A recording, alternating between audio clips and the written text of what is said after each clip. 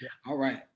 All right. So we're gonna have a topic. It's called Sex in the Bible. We're gonna have a biblical discussion on sex, marriage, adultery, fornication, premarital sex, harlotry, prostitution, celibacy.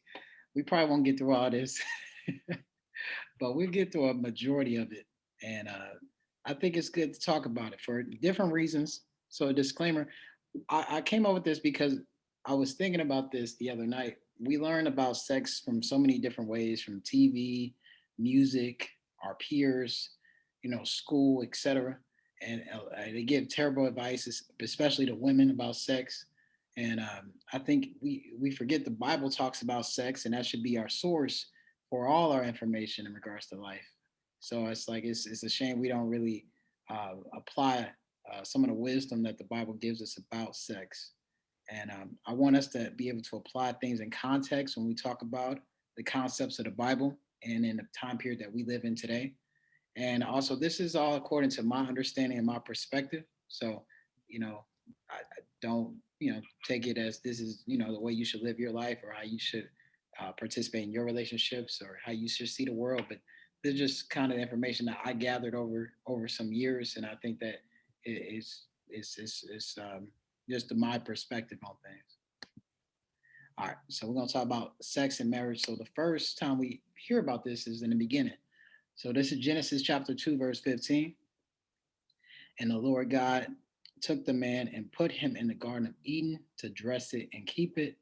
And the Most High commanded the man, saying, of every tree of the garden thou mayest freely eat, but of the tree of knowledge of good and evil thou shalt not eat of it. For in the day that thou eatest thereof, thou shalt surely die. And the Lord God said, if not, it's not good that the man should be alone. I will make him a helpmeet for him. And now we're going to talk about what is a helpmeet for him. Now, as many of y'all know, the word helpmeet is azir, and then neged. I think we all know what azir means. It means literally to help or a succor, one who helps. But the word neged is particularly for the man. It's a helpmeet for the man.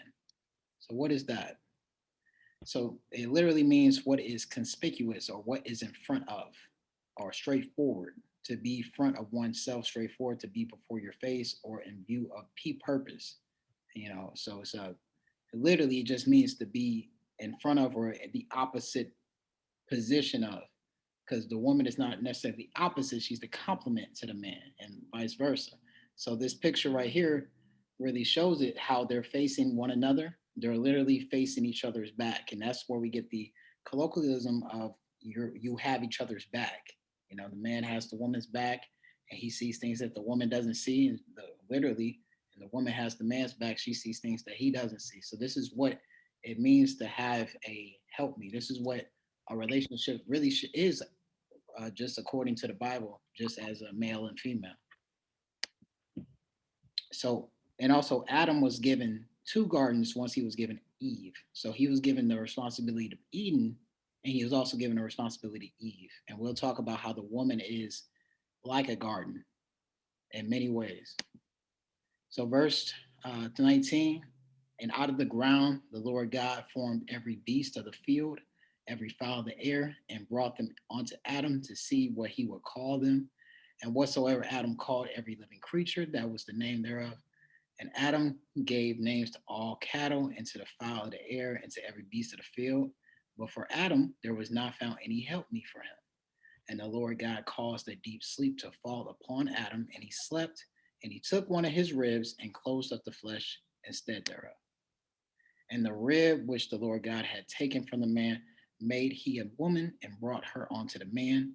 And Adam said, this is now bone of my bones and flesh of my flesh. She shall be called woman because she was taken out of man. Therefore shall a man leave his father and his mother and shall cleave unto his wife. They shall be one flesh. And they were both naked, and the man and his wife were not ashamed. And this is real marriage. So when they say that they cleave together in one flesh, that's becoming one flesh physically, sexually, emotionally, mentally, and spiritually.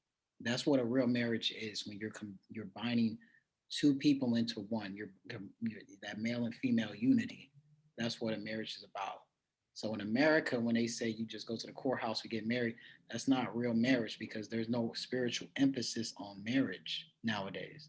Because the divorce parameter of irreconcilable differences, it gives you an out of modern day marriage. But in a real marriage that the Most High has put together, what He has put together, let no man separate. That's Christ says. So there's that's not that's not real. That's not what the Bible calls a marriage. That's more of a like a company coming together with another company. That's like Amazon bought Whole Foods and now it's Amazon and Whole Foods. They're like a corporation. That's kind of what they consider marriage today. And because it's money in marriages, it's money in ceremonies, it's money in divorce. So it's everything's become corporatized for monetary purposes. All right, so verse 25. And also, if y'all have any questions, comments, please stop me. I might not see the comments because I'm on a PowerPoint mode. So just, stop me. All right, or text me. So verse 25, and they were both naked, and the man and his wife were not ashamed. I want to focus on that because ashamed is not just embarrassment, but when you get into the root of that word, it means no fear or terror. So this is perfect love. In the 1 John 4:18, it says, perfect love cast out all fear. So when you're in perfect love, you have no fear. Now we know that we don't live in perfection, we live in imperfection, we live in the flesh. So in 1 Corinthians 13, it says, we love in part, or we know in part, we prophesy in part, we also love in part. But when the perfection comes, then the part shall be done away. So right now we're in this part. We only have part of knowledge, we have part of truth, we have part of everything. So we're striving towards perfection. We're striving towards truth as we should, as at least we are on this Bible study. But sometimes we get into the, uh, the not the trap, but just kind of thinking that we're already in the perfection. But we always have to understand we're striving towards it. We're not perfect. We won't be perfect until Christ comes back, until we inherit a heavenly body or celestial body, as the scriptures say, Lord willing. But as we're in this flesh right now, we have to understand that we are always striving towards that. But this is what it was like in the beginning before the fall. All right. So we talked about marriage. So what is adultery? And this picture is crazy. Look at his face. He's like, oh no. He's like, what? She's like, oh no. Thought you had to work late. He like, oh snap. I knew I shouldn't have came here. That's like the R. Kelly video, like Mr. Big. You're contagious. All right. All right, Exodus chapter 20, verse 1. So the Ten Commandments, and God spake all these words, saying, I am the Lord thy God, which have brought thee out of the land of Egypt, out of the house of bondage. All right. So he brought them out of Egypt, or Kemet, land of Kim, or land of Ham. That is Egypt, the house of bondage. And he gave them these commandments. And one of the commandments is, thou shalt not commit adultery. All right. Now we're just talking about that picture, but adultery is a serious matter. Adultery can cost you your life. So adultery, in the world, it says adultery is when you have sex with someone outside your marriage. But in the Bible, adultery is different in regards to the man and the woman. So for the man, adultery is when he sleeps with another man's woman or another man's wife.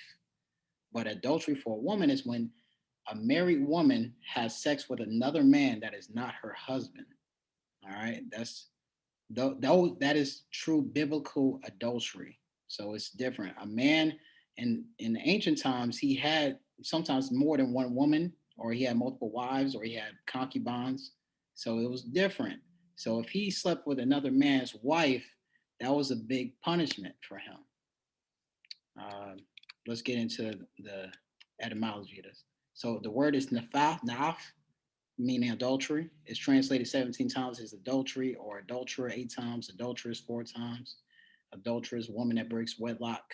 So the accusation of adultery was more about a woman the majority of the time, because like I said, in ancient time, a man could have more than one wife. He also could have concubines. So if a man committed adultery by sleeping with another man's wife, he was going above and beyond to be wicked. That's why the Most High took that very seriously. That's why in the culture you get killed. You and the woman will get killed for doing that, because that was you're taking the man's most prized possession, which is his wife. That's a pretty serious accusation. All right. So again, this is the definition: to commit adultery. To commit adultery, usually of a man, always with wife of another. And also it's figuratively idolatrous worship, because we're all married to the Most High in regards to, especially particularly the men. We're all married to Christ. This is a spiritual marriage that we have. So when we go after other gods, that is an I we are spiritually fornicating against the Most High. That's a serious accusation. Okay.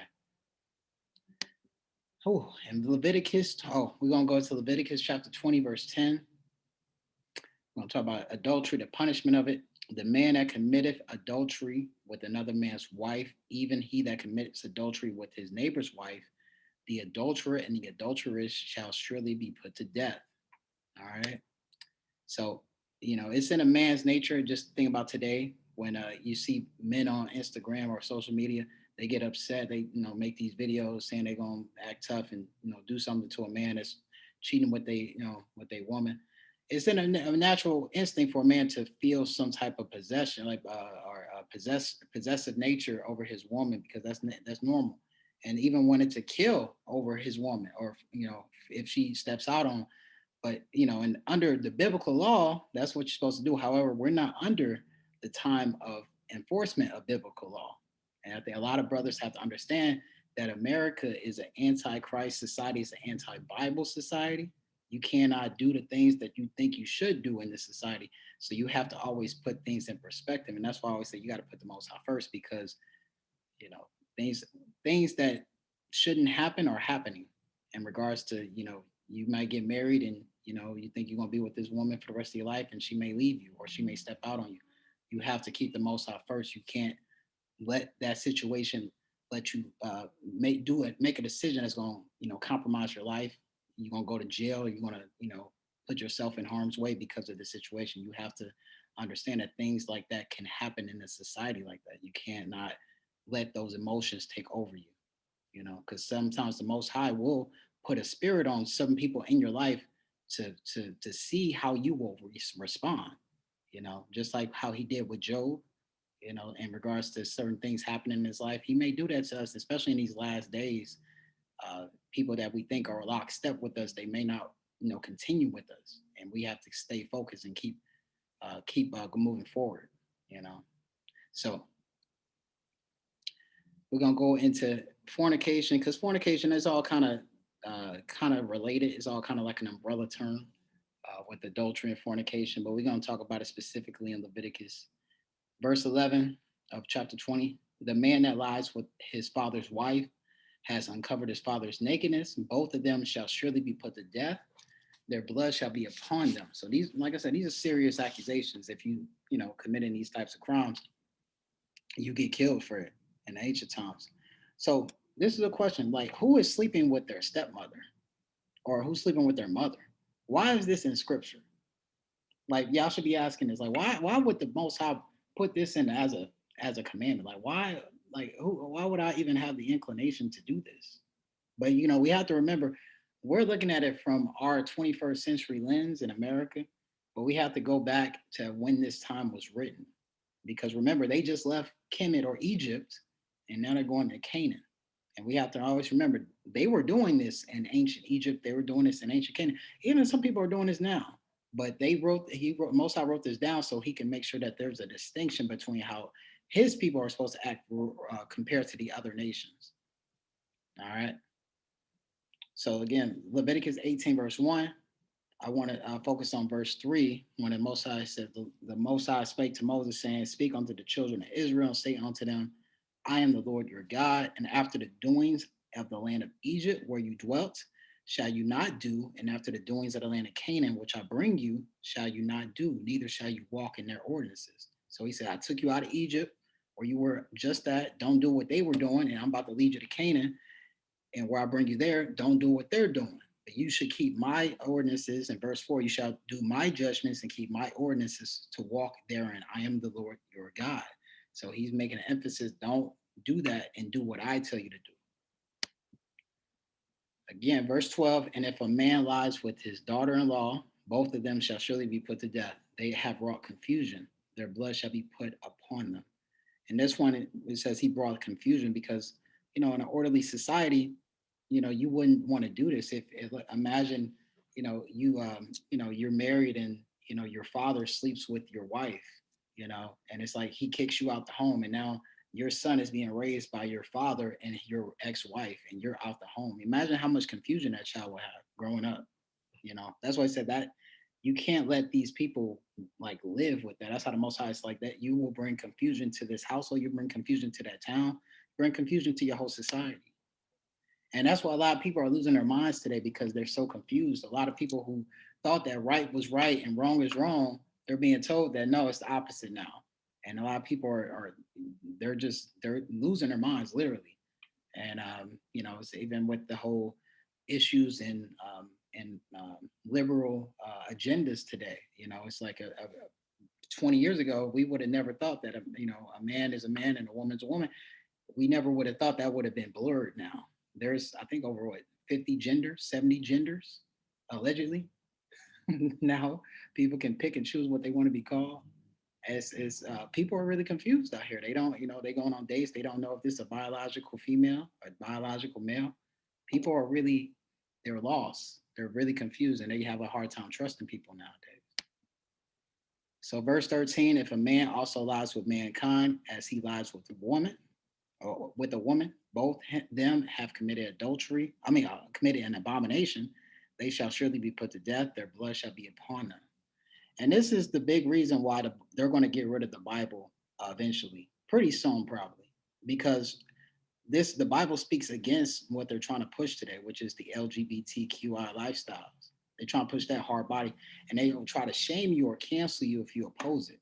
So this is, they're trying to cancel a lot of these tenets of the Bible, and there's even Bibles that are being made. I think it's called the Gay Bible or the Pink Bible, where they try to justify these lifestyles, where they say like, oh, he wasn't talking about homosexuality, he was talking about being a temple prostitute or a catamite, like being a male boy lover, and it's just like no, like the Bible's pretty plain with in regards to what it says about it. And even when we get into the definitions of these Hebrew words, it talks about it explicitly, but they're trying to oppose it and trying to push their own way of thinking on the people, especially the youth.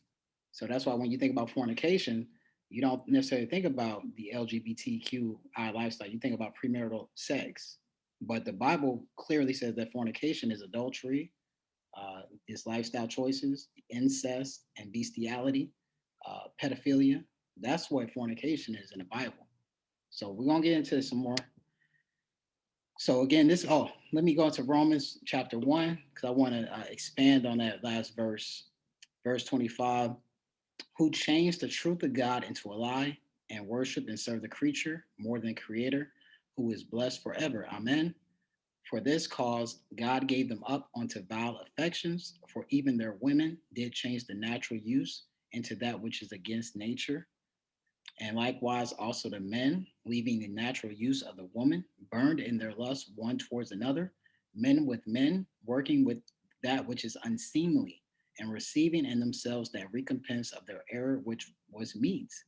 So he's saying that how, the Most High just gave them over to their lusts. It's like, so the women started to doing things that were unnatural. So they actually started to lust after one another, and the men started lusting after one another. And that's what happens when we start to still derail ourselves from the Most High so much that we start creating our own standards of what is right and wrong.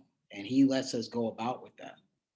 In verse 28, and even as they did not retain God in their knowledge, God gave them over to a reprobate mind to do things which are not convenient, being filled with all unrighteousness, fornication, wickedness, covetousness, maliciousness, full of envy, murder, debate, deceit, malignity, whisperers or gossipers, backbiters, haters of God, despiteful, proud, boasters, inventors of evil things, and disobedient to parents, without understanding, covenant breakers, without natural affection, implacable, unmerciful, who knowing the judgment of God that they which commit such things are worthy of death, not only do the same, but have pleasure in them that do them.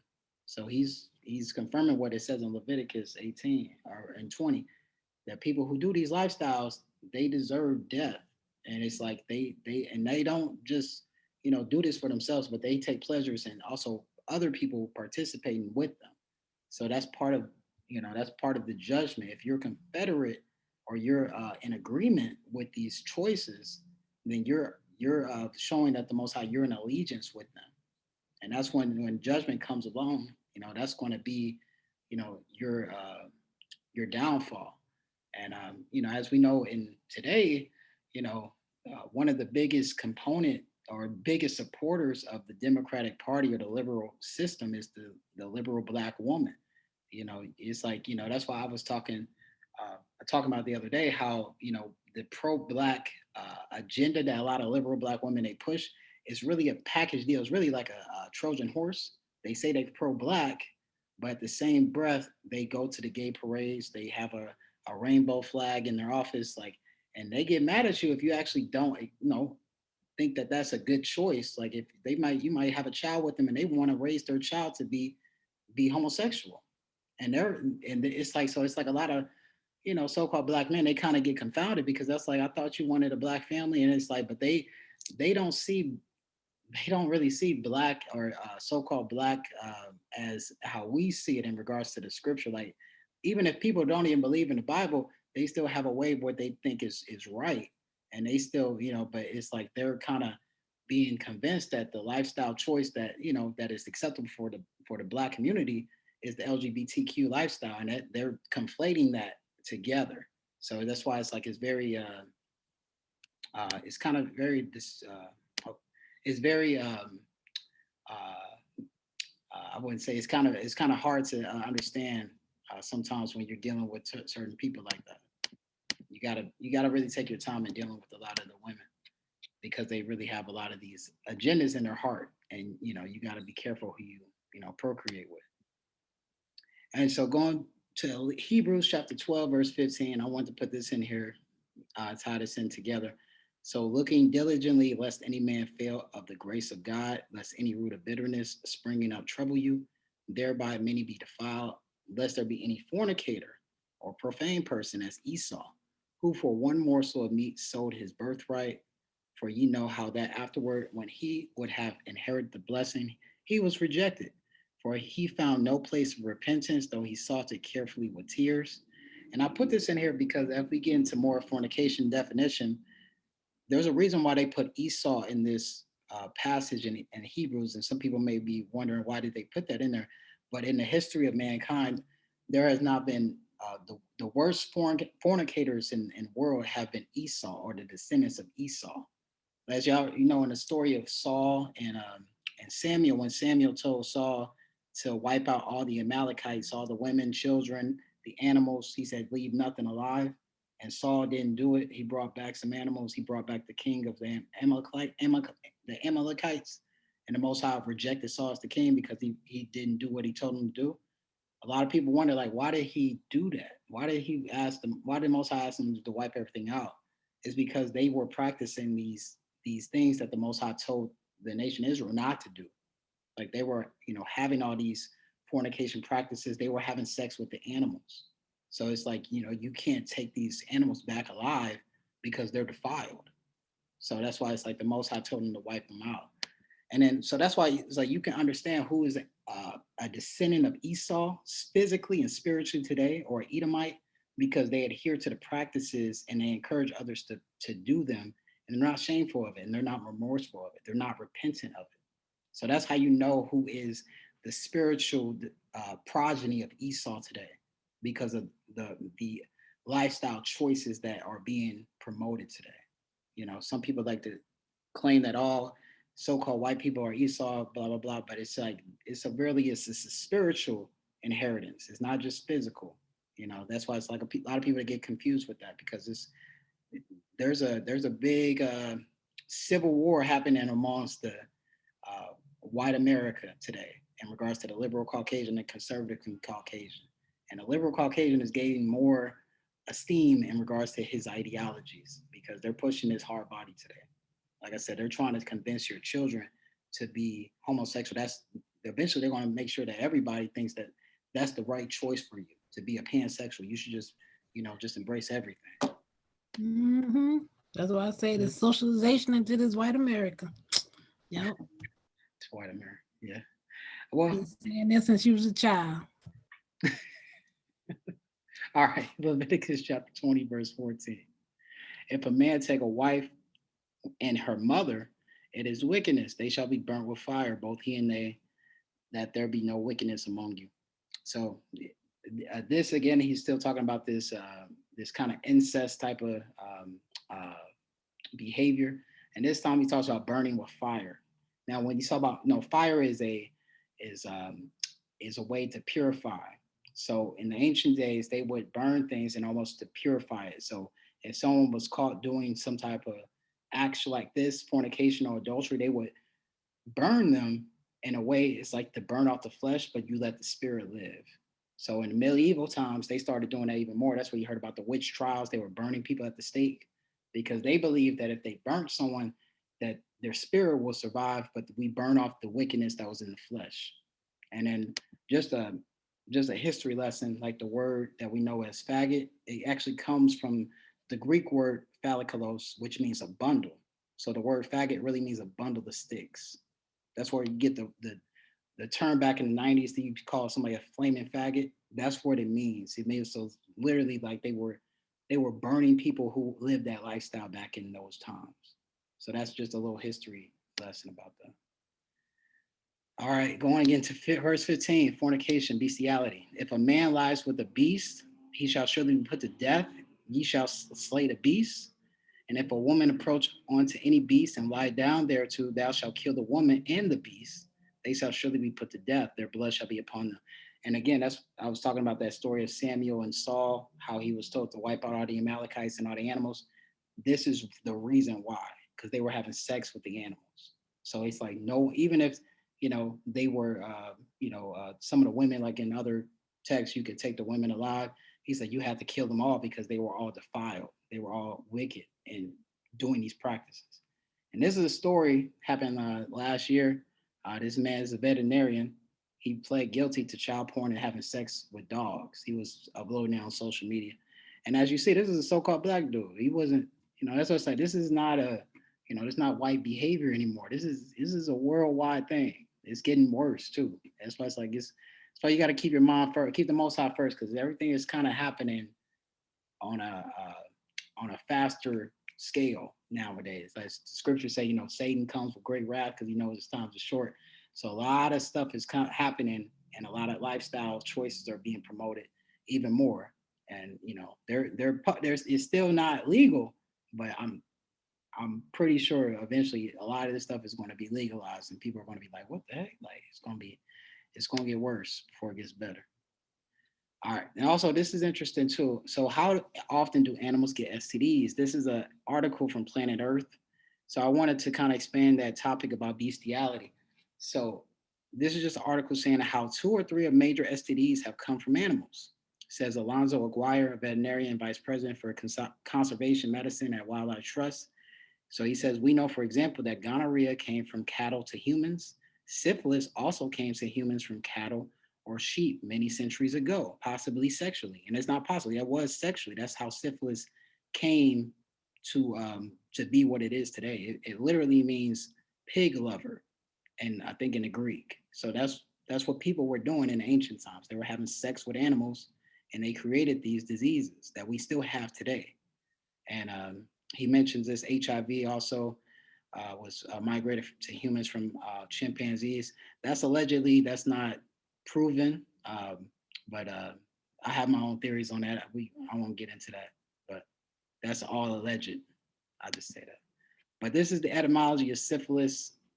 It comes from the Latin word, or this Latin poem actually, syphilis sive morbis gallicus.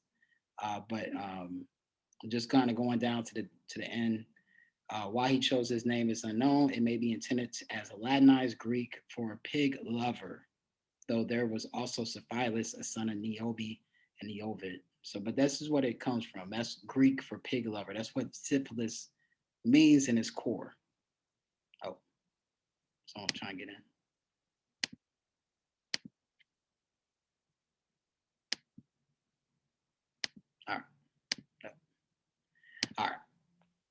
So that's where syphilis comes from.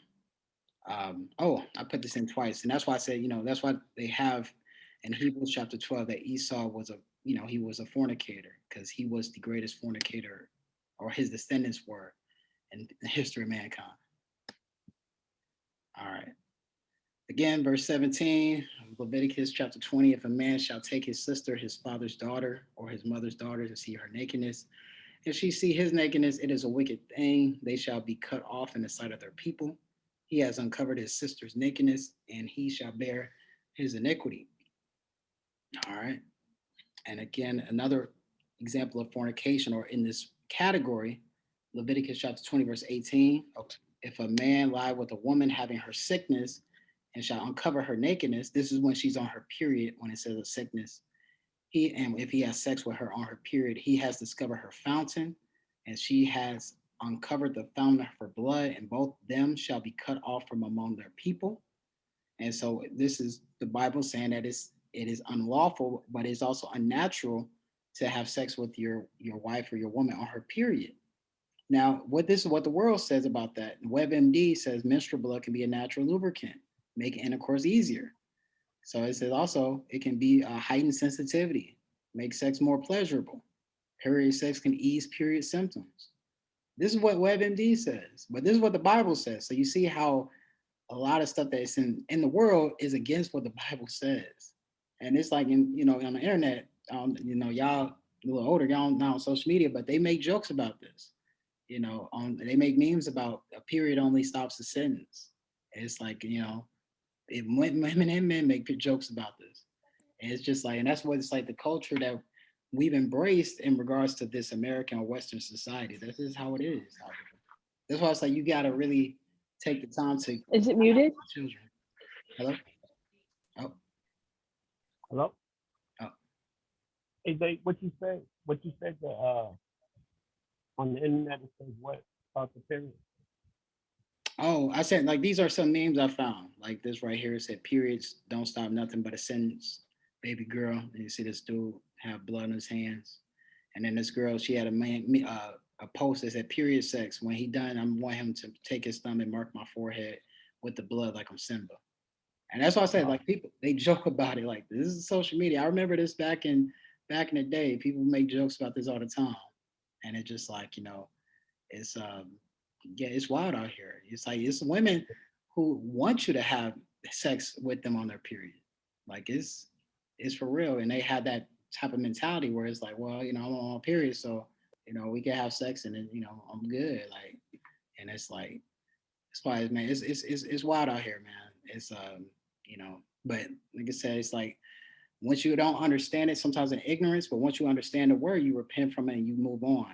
Like this is what it's about. We about to, it's about understanding what's the right and what's wrong and moving forward from that. All right. What else? We're gonna keep going. I got some more slides. All right. Oh, I think I went too far. Verse 19, thou shalt not uncover the nakedness of thy mother's sister, nor thy father's sister, for he uncovered his nearest kin or his aunt. They shall bear their iniquity. If a man shall lie with his uncle's wife, he has uncovered his uncle's nakedness. They shall bear their sin. They shall die childless. So again, incest. And verse 21, if a man shall take his brother's wife, it is an unclean thing. He has uncovered his brother's nakedness. They shall be childless. And this is where we get the bro code from, because it's like you shouldn't even want to sleep with your brother or your friend's wife or woman. And it's like, it's like that's just like that's not even right. But it's like the Bible has to specify this, because if the Bible didn't tell us this, we honestly wouldn't. There's no other reason to not do certain things sometimes. Like people think like this is common sense, but people were doing this, especially in the ancient time. That's why it's like Israel was very distinct from the world, because they were doing a lot of things that were different from all these other nations. Like you remember, the Bible is propagated worldwide today, but at the time, these scriptures were only set apart for one nation. So it was kind of odd that they were doing these things. So it's like they were separate from the rest of the world. So and also when it says they should die childless, there are some men who believe, who repented, came to the knowledge, and they came to start living righteous. they believe that the Most High hasn't granted them biological children because of the things that they did when they were in the world. They believe that they weren't able to have biological children, or even at the very least have a biological son. They feel like, the Most High said, like, I can't, you know, you've done so much that it's like I don't want to replicate you in the flesh anymore, like, as a male child. So it's a lot of realness. So it's like the Most High forgives us for certain things, but our sins don't go unpunished. So it's just like in the sin of David. Like David was forgiven, he was spared, he was survived for that sin with Bathsheba, sleeping with Uriah's wife, but at the same time, his family was plagued. From the rest of 2 Samuel chapter 11 throughout, he was plagued. So verse 22, you shall therefore keep all my statutes, all my judgments, and do them, that the land whither I bring you to dwell in therein spew you not out, and you shall not walk in the manners of the nation which I cast out before you, for they committed all these things, and therefore I abhorred them. So the Most High is making that distinction, like, don't be like the Canaanites, because they're getting kicked out the land because of what they did, and you don't want to follow their same destiny or their same judgment. In verse 23, you shall not walk in the manners of the nation which I cast out before you, for they committed all these things, and therefore I abhorred them. And this is also a cross-reference, Deuteronomy 23, verse 17. There shall be no whore of the daughters of Israel, nor a sodomite of the sons of Israel. So the Most High made it plain that he did not want his people to be like them. But I have said unto you, you shall inherit their land. I will give it unto you to possess it, a land that flows with milk and honey. I am the Lord your God, which has separated you from the other people. And then so again, ancient Kemet and the Egyptians and the Phoenicians or the Canaanites, they believed that there was like a spiritual power in sex. That's where we get sex magic from. That's where we get the temple prostitute from.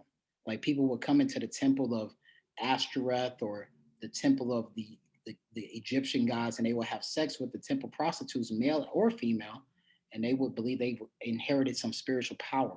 Like so, they would have sex with the animal, like a goat, or they would have sex with the same sex with a child. They would consume blood. They would bathe in blood, and the Most High was like, he didn't want us to be a part of those practices. Switching over to 1 Corinthians chapter 6, verse 9.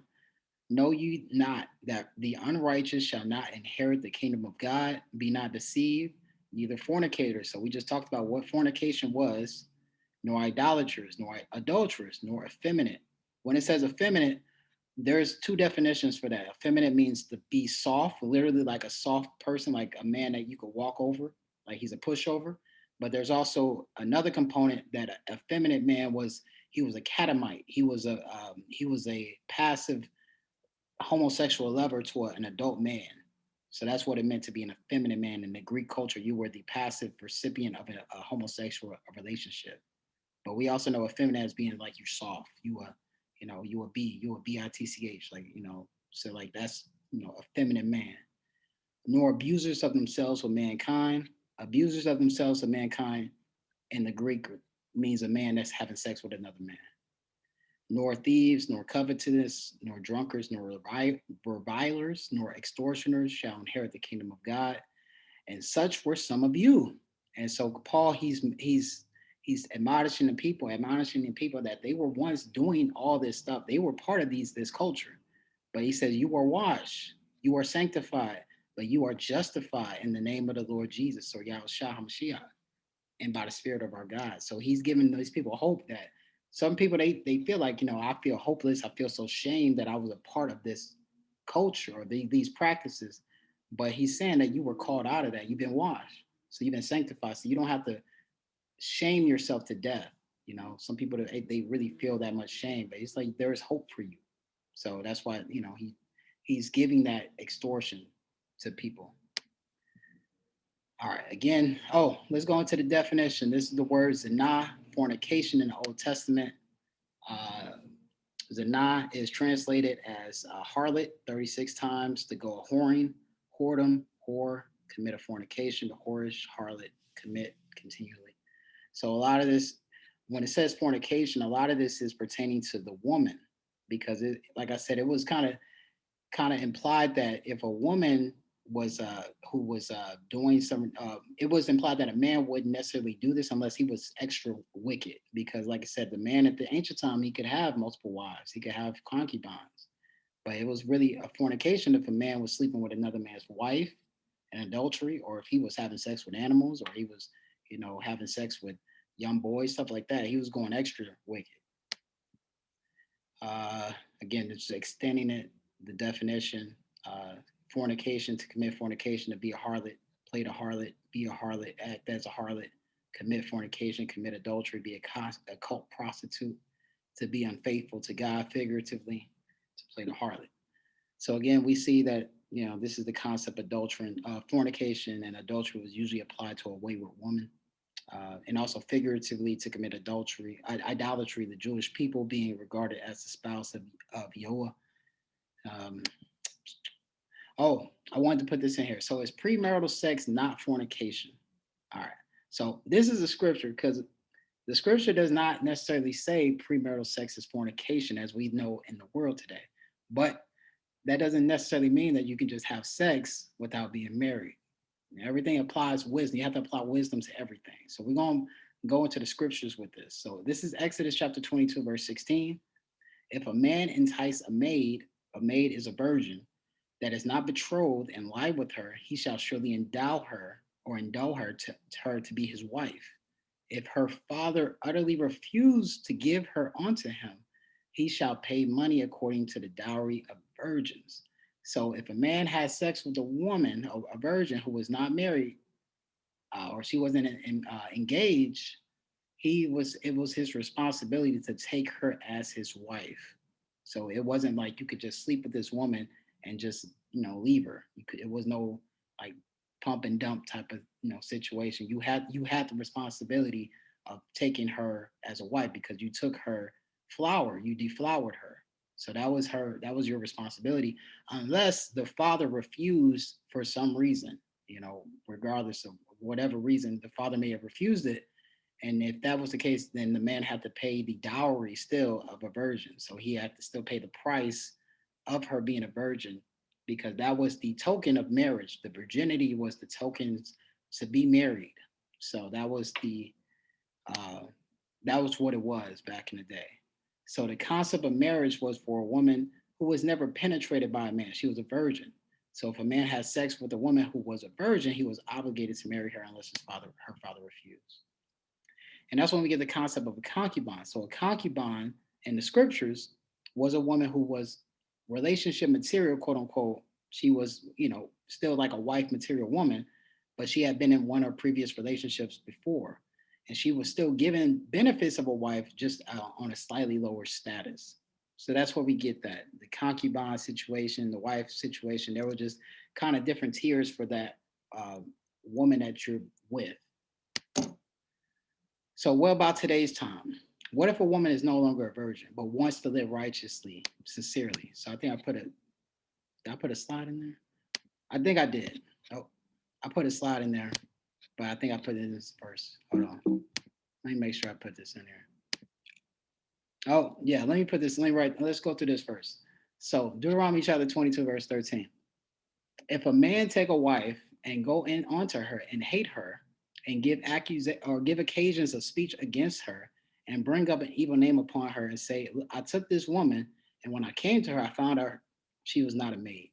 So he's saying that he took this wife, he was under the impression that she was a virgin, and he took her, and he found out she wasn't a virgin when he married her. All right. So now there's two scenarios. If she was a virgin, then the man, he was shamed for bringing this accusation. But let's skip to verse 20. If it is true, and the tokens of virginity be not found for the damsel, then they shall bring out the damsel to the door of her father's house, and the men of her city shall stone her with stones, that she die, because she has wrought folly in Israel to play the whore in her father's house. So shall thou put evil away from among you. So the woman was stoned. I want to clarify this, not because she played the whore or had sex before marriage, but because she lied about being a virgin or lied about her sexual past. The woman could have been a concubine, but her character was faulty. That's why she was killed. It wasn't that she was playing the whore. It's like there were other women who weren't playing a whore or they were having sex with other men before they were married, but she lied about being a virgin. That was a serious crime because he had to pay for this. Like you had to pay to have a, to have a wife. I think it was like 50 shekels of silver. That's a lot of money back in the day. All right. So what about today? What if a woman is no longer a virgin but wants to live a sincere, righteous life? Is it a sin for her to have sex with a man if she's already had sex with men before? Let me say this. This is my opinion. And the reality that we live in, I understand that women and men are going to want to have sex. It's natural, it's normal. But there must be some level of commitment there if you are engaging in that activity. And let me expound on that. If a woman has been sexually active with previous men and has repented and has been born again with a renewed mind, then she should marry the next man she decides to have sex with. And that should be the last and only man she is with for the remainder of her life. And it will be in her best interest to marry that man prior to engaging in sex again, whether that be written agreement between them like a ketubah or a state license, which I don't necessarily recommend. But regardless, she should remain with that man if that's the man she chooses to engage in sexual activity with. Because we live in a world where, it's a lot of people, you can't necessarily trust their word at face value. You really need some incentive to trust them. A lot of people are untrustworthy. Most people that you meet in life are untrustworthy. So you can't just go based off, this person said they're going to be with me. I take their word. Unfortunately, now that you can't just take someone's word, you really need something to prove that they're going to be committed to you. So that's my opinion. Like I said, this is my opinion. This is my perspective. I'm not telling someone to do certain things for their own life. Like I said, it's just my perspective on things. Oh, I want to put this in here too. Matthew chapter 5, verse 31. It has been said, whoever shall put away his wife, let him give her a writing of divorcement.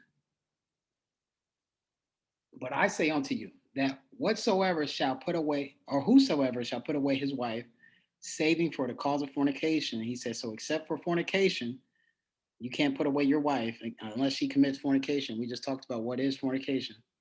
Causes her to commit adultery, and whosoever shall marry her that is divorced commit adultery. Now, a lot of people they make this people who read the Apocrypha in Ecclesiasticus Chapter 25, verse 26, it says, if she go not as thou would have her, cut her off from thy flesh and give her a bill of divorcement and let her go. And so there's like, is this contrary to what the Messiah just said? Christ said, you can't divorce her unless she commits adultery. They're saying like, if she's not following your direction, you can give her the bill of divorce. So it's like, is this a contradiction? Let me say this. When Messiah said this, when Christ said this, he was referring to a woman who has never been with a man. So we have to always put that in context. The woman that he's saying that she's your wife, she has never been with a man. So understand that this is, we live in a time period where, a lot of women are not virgins when we meet them. So we have to understand that in context, you have to, put things in perspective, because he's like, when being with a woman who's been with multiple men, she has some baggage in regards to past relationship history. She may have some extra trust issues. She may not want to follow your direction. She may have some extra time that you have to be patient with her about.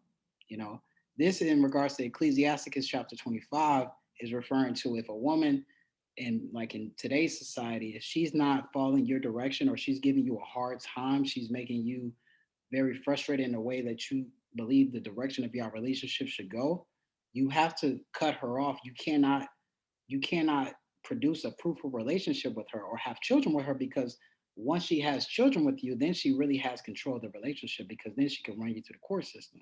So this is this is a topic that kind of takes some discernment with. This is not saying that you can just take a woman and just, sleep with her and leave her, because that's what they were doing at the time. These men, they were having sex with women who never had sex before, making them their wives, and then they'll just divorce them for any reason.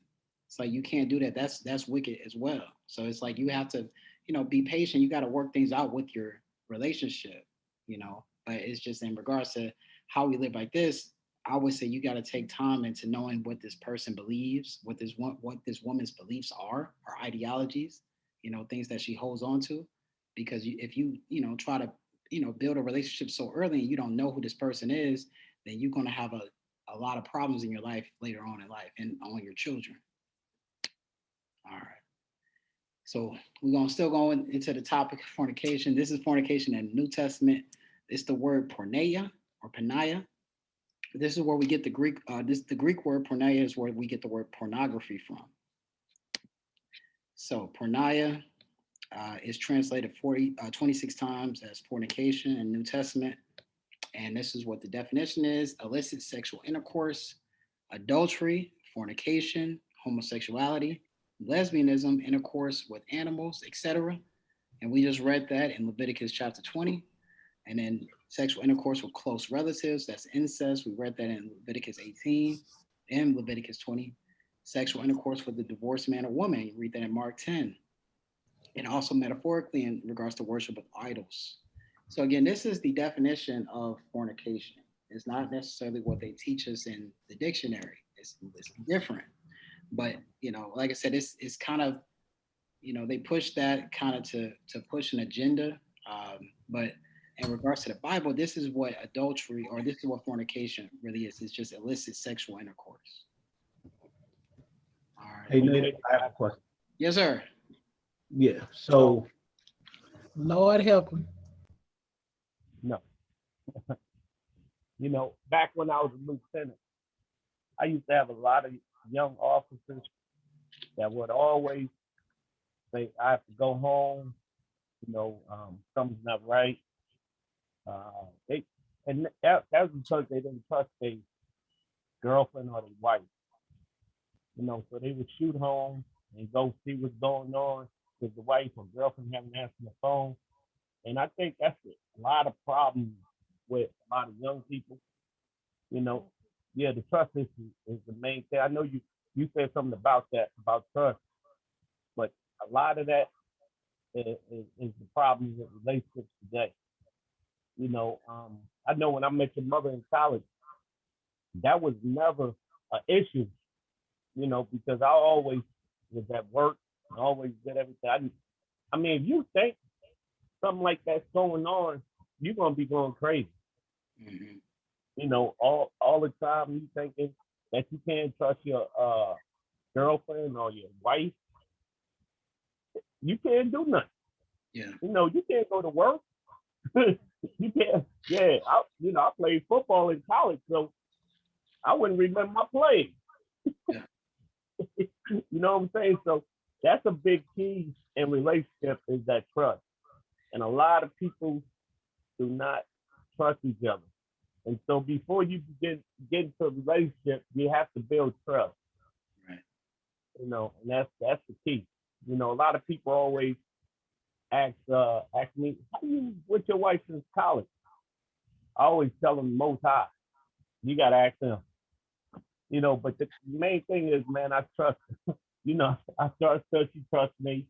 And we kept Most High involved in our relationship. And a lot of people don't have that. If you don't have the Most High in between your relationship and the head of your relationship, you're not gonna make it.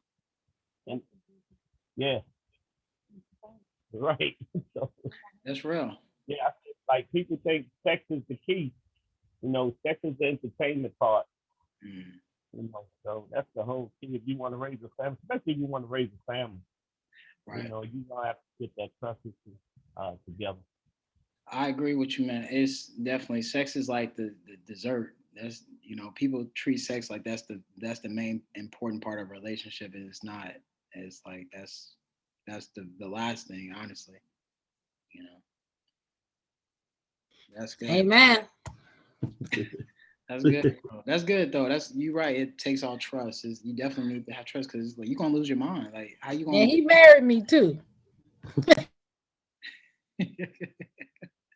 And that's what I was like, yeah, but yeah, people lose their mind if they, constantly paranoid of what they woman is doing, and that's why it's like it's crazy out here. That's what you gotta keep your mind on heavenly things, not on earthly things, man, because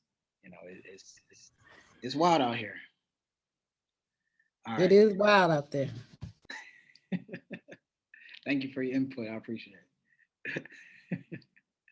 All right, You're welcome. this is just going in depth with fornication. So fornication actually comes from the Latin word fornicatio, uh, but like I said, in Greek it's porneia.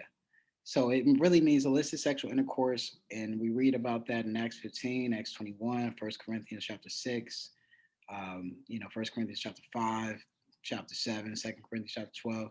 So these are all the stuff that Paul was dealing with. He was dealing with all these people that are embracing this Greek or Hellenistic culture. And they, like I said, they had this, all these lifestyle choices. They were committing incest. One scripture in 1 Corinthians, that unnamed person, he was having sex with his mother. So it's just like, a lot of people, they were, when he talks about fornication, he's talking about specific stuff that's going on at these times. And Paul had to put some provisions for his churches and his congregations because he knew how wild they were. That's why he said, the law is for, is not really for a righteous man. Because if you live in righteously, you really don't need a law because you already are calibrated. But we have to put these restraints on these people because they're just so off. So he's like, that's why a lot of his letters, they have some provisions that people may read in his letters compared to the Torah, and they'd be like, this is not necessarily there, but it was almost like a protection for them. So you just have to keep that in context when you read it, because all his letters that he wrote about certain situations that were very reasonable, because he wanted his people, especially his bishops and his pastors, not to have multiple women, because he see it as a distraction. You're going to have problems. You're going to controlling your ministry if you're having problems in your own household. And at the same time, it's like, it's going to look bad on the congregation if you got all these situations. You got a concubine coming in and out, and it's just like, people are going to get confused. So it's like, it's not good for you to just kind of do that. So he was trying to keep it in all perspective, and it was very understandable. So it's just like, especially in the time period we live in, it's, everything he wrote was pretty on point. So the verse, 1 Corinthians chapter 6, verse 12, all things are lawful unto me, but all things are not expedient. All things are lawful for me, but I will not be brought under the power of any. Oh, sorry, Terry. So 1 Corinthians chapter 6, verse 13, meats for the belly, belly for the meats, but God shall destroy both of it in them. Now the body is not for fornication, but for the Lord, and the Lord for the body. And God has both raised up the Lord and will also raise us by his own power. Verse 15, know ye not that the bodies are the members of Christ? Shall I then take the members of Christ and make them the members of a harlot? God forbid. What know ye now? Not that he that which is joined to a harlot is one body, for two, says he, shall be one flesh. So he's saying, you got to be careful who you lay down with. A lot of dudes, they look at the scriptures and be like, oh, I can have sex with anybody. That's not the case. With much power comes much responsibility. Rest in peace, Uncle Ben. So that's what it's about. If you have that responsibility as a man, understanding that any person that you lay down with, you're going to, be responsible for that person to a degree. So you can't just be, sleeping with that type of woman. And it's a different, a harlot or a prostitute. She's going to affect you mentally, physically, spiritually. It's going to affect your health. Just like the Proverbs 23, verse 27, a whore is a deep ditch. A strange woman is a narrow pit. So she's going to bring you down low. She's going to probably bring you down low in a lot of ways. And if you lay down with dogs, you're going to get up with fleas. That old saying. So you got to be careful who you lay down with. So that's a good transition to harlotry. So as we know, this is the great whore of Babylon. This is Revelation chapter 17. Verse 4, the woman was arrayed in purple scarlet color, decked with gold and precious stones and pearls, having a golden cup in her hand full of abominations and filthiness of her fornication. And upon her forehead was a name written, Mystery Babylon the Great, the mother of harlots and abominations of the earth. Now we know this is twofold. So we know this is spiritually Babylon. So we know there's a lot of ideologies and belief systems out here that the world is drunk off. That's against the Bible. But this also is physical in regards to the mother goddess figure, quote unquote, mother of harlots. The scriptures call her the queen of heaven, or Ashtoreth. In Greek, they call her Aphrodite. In Egypt, they call her Isis. So it's like this entity has this spiritual energy on really everyone in the world, particularly the woman. So it's just like, all women, all young girls in this society are indoctrinated with this spirit of the mother of harlots. That's why they grow up in this culture, especially in America, and they're all kind of raised the same way. They all think the same way. Even if they have a good father figure or a good mother figure in their home, they all have that mentality. That's why it's like eventually they kind of snap out of it as they get older. But a lot of them have to go through this phase where they kind of, become part of this mystery harlot tree of the abominations that's going on. They have to, sleep with multiple men to kind of feel empowered, to feel, this. They end up going through this, heartbreak, breakup, all this stuff. And that's just the really the garden of the world that is being fed. This soil is being fed with this doctrine. And that's why it's like, you got to protect your children from a lot of this. And even if you do, it's very difficult because they have phones, they have friends, they go to the public schools. So, it's just something that you have to deal with in this society nowadays. This is Ezekiel chapter 16, verse 32. And actually, it's even worse. And this is why I wanted to put this in here. But as a wife that commits adultery, which takes strangers instead of her husband. So this is the Most High talking about Israel, or, the church, the elect. He's saying that you have taken strangers instead of her husband. They give gifts to all whores, but thou givest thy gifts to all thy lovers, and hirest them, that they may come unto thee in every side for thy whoredom. So he's saying, like, you're worse than a harlot. You're worse than a prostitute, because a prostitute actually receives gifts from her lovers. You do the opposite. And he said, on the contrary, in thee from other women in thy whoredoms, whereas none follow thee to commit whoredoms, and if in that thou givest a reward, and no reward is given unto thee, and therefore thou art contrary. So he's saying you're the opposite. All prostitutes, they receive a reward or a payment for their acts. You're giving others payment for you to have sex with them. And he's like, so it's like you're worse than a harlot. And he said, wherefore, O harlot, hear the word of the Lord. So he's talking about Israel. He's talking about the nation Israel, the children of Israel. They're so backward. Like, it's like, they're actually doing, the acts of a harlot, but they're actually not even getting paid for it. He's like, your mind is so twisted. And it's like, I've been, and I've talked to women who've done this, not necessarily to me. I've been, and they told me in stories, like in college, they were giving money to dudes, just so they could be around a dude. They were like paying his car note, they were paying his rent. And I was like, dang. And it's like when I come and talk to them, they don't want to do nothing for me. And it's like, dang, what happened? It's like, well, you so nice to that guy. Like, why not be nice to me? It's like, I couldn't even get $2. He paid his own car note. Right. Hey, you weren't raised like that, boy. All right, Joshua chapter 6, verse 23. I want to put this in here. So this is Rahab. This is, she was a prostitute. She was a harlot, a prostitute. So verse 23, and the young men that were spies went in and brought out Rahab and her father and her mother and her brethren and all that she had, and they brought out all her kindred and left them without the camp of Israel. And Joshua saved, verse 25, Joshua saved Rahab the harlot alive and her father's household and all that she had, and she dwelt in Israel even unto this day, because she hid the messengers which Joshua sent to spy out Jericho. So I wanted to just put this in here because Rahab was a prostitute. She was a harlot, but she was saved because of her acts. And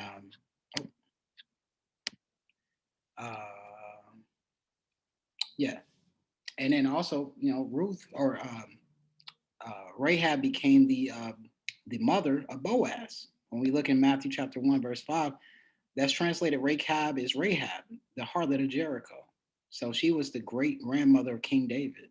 So that's why it's like, it's, we kind of, a lot of women, they feel this shame that they've done certain things in the past, but I was just like, there's always room for repentance. You're never too far gone with the Most High. It's like, he's always giving you room. As long as you shown acts of righteousness, he can use you for his glory. That's why it's like, it's never too late. You should never feel that overwhelming shame. As long as you repent and move forward, there's always hope for you.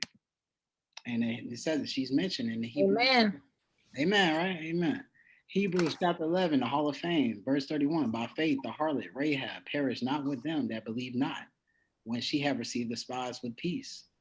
And in James chapter 2, verse 25, likewise, also was not Rahab the harlot justified by works when she had received the messengers and had sent them out another way. So again, like I want to compare that to the scripture we read in Deuteronomy 22 of the man he married a woman he thought was a virgin and she found out he wasn't and they stoned her. Like I said, she wasn't stoned because she was having sex. She was stoned because she was lying. That Lying. was the problem. So it's just like, when we embrace truth, I put this on my post today. When we embrace truth, we embrace the facts, that's when we really change. But a liar can never change because a liar doesn't want to embrace the truth because the truth is what sets you free. Amen. Right? You feel me? So it's just like once we embrace the truth, we really start to see a change in our life. But a lot of people they can't handle the truth, so that's why they never change. They stay where they are, or they try to cover themselves with a self righteousness or a sense of other things that they think will make them good enough. But nothing makes us good enough. The Most High makes us good because He gives us mercy. So that's what it's about. So I just want to put that in there because we're talking about this harlotry stuff. All right, good. We're making good time. I'm trying to get us out. All right, Deuteronomy chapter 22, verse 9. This is scripture about sowing diverse seeds in your vineyard. So thou shalt not sow thy vineyard with diverse seeds, lest the fruit of thy seed which has sown and the fruit of thy vineyard be defiled. So is this talking about a garden only? Now, remember, we were talking about Adam and Eve. When I told you Eve, when Adam received Eve, he received two gardens. He was taking care of Eden and he was taking care of Eve because the woman is a garden or she's a type of garden. Her mind is a garden. All our minds are like gardens, especially a child. But a woman's mind is particularly like a garden. So you have to really take care of it like that. And that's why I said you shouldn't sow diverse seeds. So her mind is a garden, and also her womb is a garden, or her private area is a garden. So you have to protect it. You have to make sure that it's not defiled with different types of men who are defiling it. All right. So we're gonna talk about that. This is Songs of Solomon, That's chapter deep. very deep, right? That's like the Bible deep. The Bible's a very deep book. Bible ain't no joke, man. Woo. Deep book. Songs of Solomon, chapter 4, verse 9. Thou, Totally agree with you. oh, yo, hey, Auntie, how you doing? Oh, you had a good Sabbath. All right, Song of Solomon, verse chapter 4, verse 9. Thou hast ravished my heart, my sister, my spouse. Thou hast ravished my heart with one of thy eyes, with one chain of thy neck. How fair is thy love, my sister, my spouse? How much better is thy love than wine, and the smell of thine ointments than all spices? Thy lips, O my spouse, drop as the honeycomb. Honey and milk are under your tongue, and the smell of thy garments is like the smell of Lebanon. Verse 12. A garden enclosed in my sister, my spouse, a spring shut up, a fountain sealed. Thy plants are an orchard of pomegranates with pleasant fruits, camphire and spinker. So we see that he's describing his wife or his spouse to be as a garden. Spenker and saffron, calamus and cinnamon, with all trees of frankincense, myrrh and aloes, with all the chief spices, a fountain of gardens, a well of living waters, and streams from Lebanon. Verse 16, awake, O north wind, and come, thou south, and blow upon my garden, that the spices thereof may flow out. Let my beloved come into his garden and eat his pleasant fruits. This is very descriptive language, very descriptive erotic language of he's talking about, or Solomon, or he's ascribed as written this for his wife. He's talking about how this garden is uh, being prepared for him. So it's very poetic language. And also the north winds, we read that in Revelation, I believe chapter 7, where it talks about how the winds are being held back. The winds are the winds of judgment, winds of the winds of the Most High's wrath, or the winds also in we see that in Ephesians, like the winds is doctrine, but also the wind is also a wind of preparation, or like in Revelation, it's a wind of judgment, or a wind of decisions. So it's like she wants this wind to prepare her garden. So in a sense, even when we talk about when a woman has to um, has some issues that she needs to work out. In counseling, they said we need to get to the root of this, because it's talking about we have to basically unroot some of the things that's in your mind and unpluck some things and basically replant things in your mind that is good for you, rather than taking out the things that are bad for you. So this is very descriptive of how you have to be prepared for your husband. You know, a lot of women say they want a Boaz, but they're not necessarily prepared for a Boaz. So it's like, you know, you have to make sure you're doing work for yourself in order to prepare for that man that is prepared for you. You know, or you're. Isn't that both ways? I agree. I think there's a scripture in the Apocrypha that says, no, a wicked woman is portion to a wicked man. So I think as a man, you have to, you know, a man, you want a good woman, but at the same time, you got to be a good person before you can get a good woman, you know? So I agree with you on that. Definitely. You got to make sure that you're giving out the energy that you're trying to attract, you know? Right. You're around negative people all the time. It's most likely you're a negative person yourself. Right. I agree with you on that. Right. Ooh. All right. Oh, and I want to put this in here. So this is called. So what if you don't attract nobody? you just a nut, Terry. Jody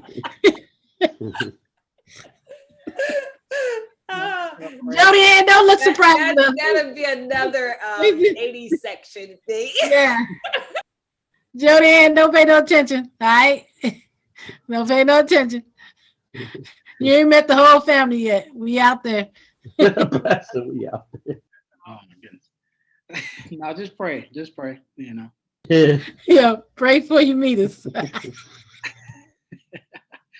All right, this is we're still on this topic about the woman being a garden. So this is a topic, it's semi-controversial. It was actually published back in 2005 on PubMed.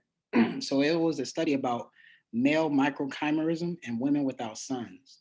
So microchimerism is the presence of cells from one individual and another genetically distinct individual. So pregnancy is the main cause of natural microchimerism through transplacental bidirectional cell trafficking between the mother and the fetus. So in other words, if a woman is pregnant with a male child, the male child is connected to the umbilical cord, to the fetus, or to the placenta. And there are some cells that transfer, like as the mother's transferring to the placenta to the baby also transfers cells to the placenta to the mother. So when a mother has a male child, she actually has some of the DNA of that male child still in her. So they were looking at this. They were trying to understand why this was happening in women who never had a child, a male child. They're like, how is this possible? So let's look at the study. So the background, they just checked. I'll just kind of paraphrase it. They checked someone's blood, and these were women who had autoimmune diseases. They had systemic sclerosis. 26 of them had systemic sclerosis, and 23 were healthy, but they also never had a child. They never had a birth to a son. So they did the study, and they were checking the blood to see why these women had this Y DNA in them. And microchimerism with male DNA can be found in circulation of women who have never given birth to a son. Thus, sources other than a male birth must be considered when male DNA is used to measure microchimerism. Although other studies are needed, there was no apparent difference in women with systemic sclerosis and healthy women.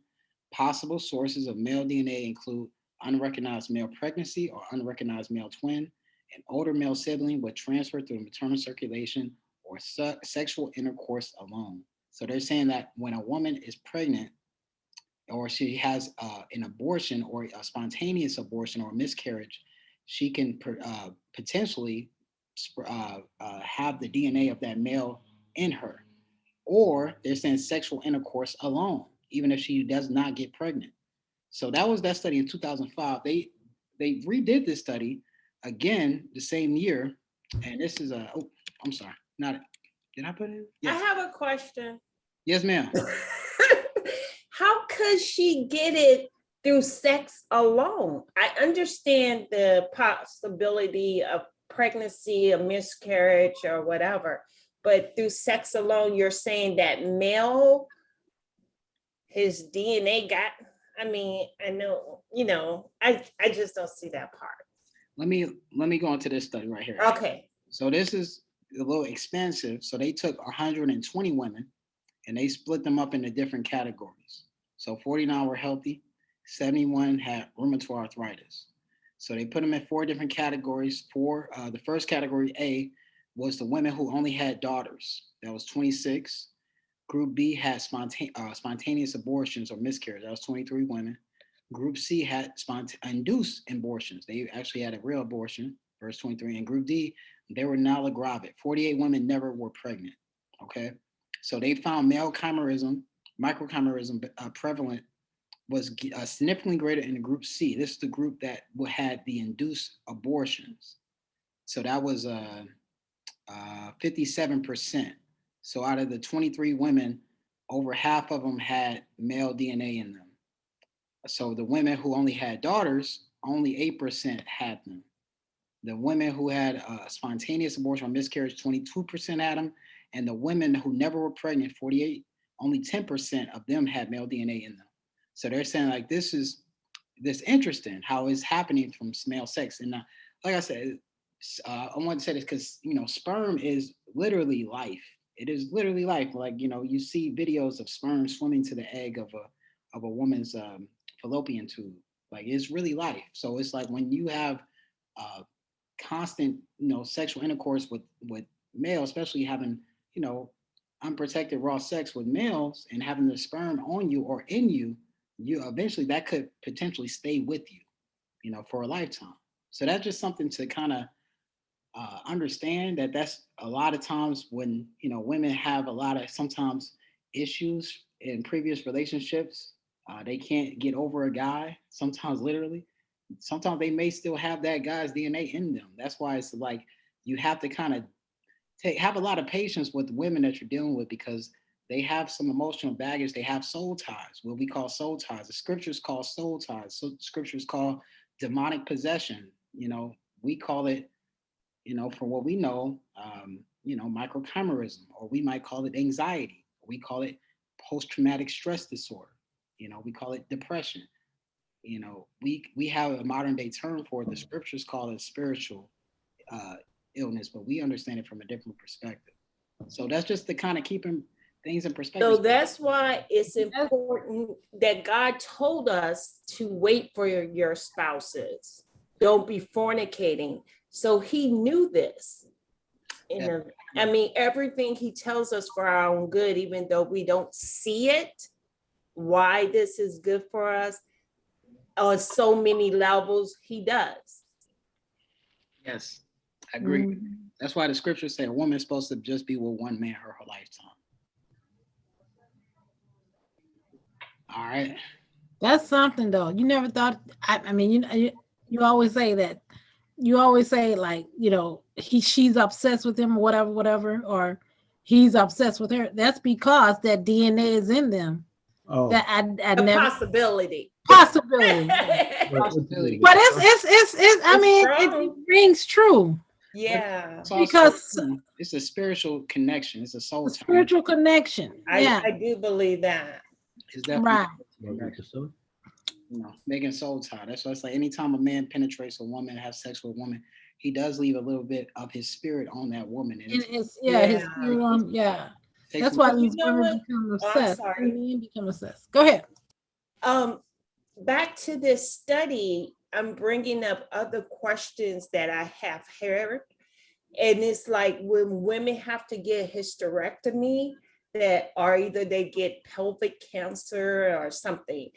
They say that a lot of times being with different type of men all the time and their activity, sexual activity, can ruin the woman's uterus. Yeah, I mean, because you kind of get into like HPV, like cervical and stuff like that. Yeah, that's always the thing. You have to be careful. I mean, just in general, like, sex is, you exchanging body fluids. I mean, we're talking about faith, you exchanging spirits with the person, emotional connections. But, you expanding body fluids and stuff like that. Certain STDs, can make a woman sterile or infertile. So it's important to kind of get into someone's health. It's important. With anybody, you got to know who you're laying down with, and Yeah, I get to know the person. because they say a lot of women do have to have a hysterectomy Yeah. or hysterectomy. Yeah, it's like for cervical cancer. Yeah, that's what the Pap smear is about. So they check you for if you have any cervical changes on the ectodermal surface of the region Yeah, between the. but even not just from that aspect, but they say that just different type of partners, different activities, and a lot of women come up to have hysterectomy because of that. I don't know if it's true, but Yeah, I mean it might be different reasons. People have yeah. fibroids or Okay. you know control different types of uterus. So, but I'm almost finished. Yeah, so this is the conclusion. They basically said, they need some more information about it, but they said that definitely abortion is the biggest reason. So it's like, I definitely think it's important to understand if, the woman you're dealing with has ever been pregnant. And I definitely just, kind of just getting to know them, just in their, his. I don't But think women don't tell men. They should, but they don't tell them. that's true. And I think it's wrong for women to not be honest about their sexual life. I'm not going to just say women, men too. Both partners should be honest about their sexual life. Yeah, I mean, I don't think you necessarily go into too much detail. You don't need to know everything, but I'm just like. But when it's become at the stage you're gonna be partners, sexual partners, not even if you're gonna do it in sin, I think that discussion should happen. Yeah, I agree. Definitely long term, you're gonna have a family with this person. You need to know. Yeah, definitely. And if you're gonna get married and have kids, they should know. At least I want to know. All right, this is a scripture. I wanted to put this in here. This is Ecclesiasticus Chapter 26. I'm gonna stop after this one because it's going too long.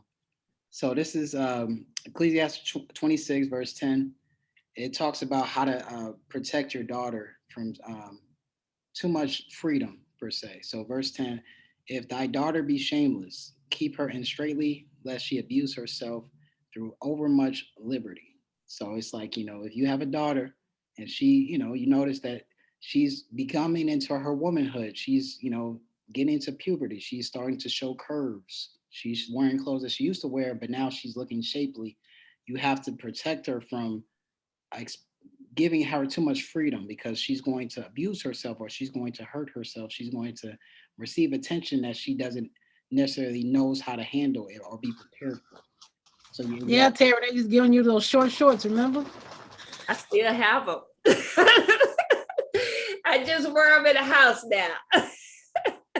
Okay. Verse 11.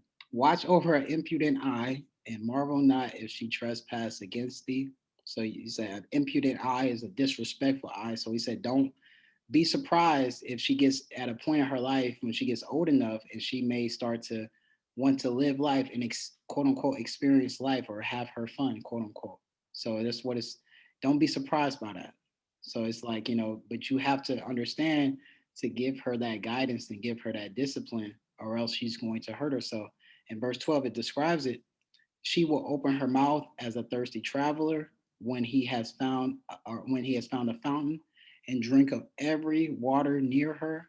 By every hedge will she sit down and open her quiver against every arrow. So that's very descriptive language about how much your daughter is going to basically, embrace the quote unquote thought culture. She's going to have a hot girl summer. She's going to have a hot girl lifestyle, and she's going to open her mouth and take up fluids, and she's going So true. So true. If you don't direct them and guide them, that's what happens. Yep. And so that's what the arrow and the water is about. It's very descriptive language. I think also people who thinking about having kids should also be going through spiritual training and learning as well. people just think it's just, oh, we're married, let's have kids. I think it's a step you need to study about, because when God bless you with a child, that's an honor, and he expects you to raise a kid according to his word.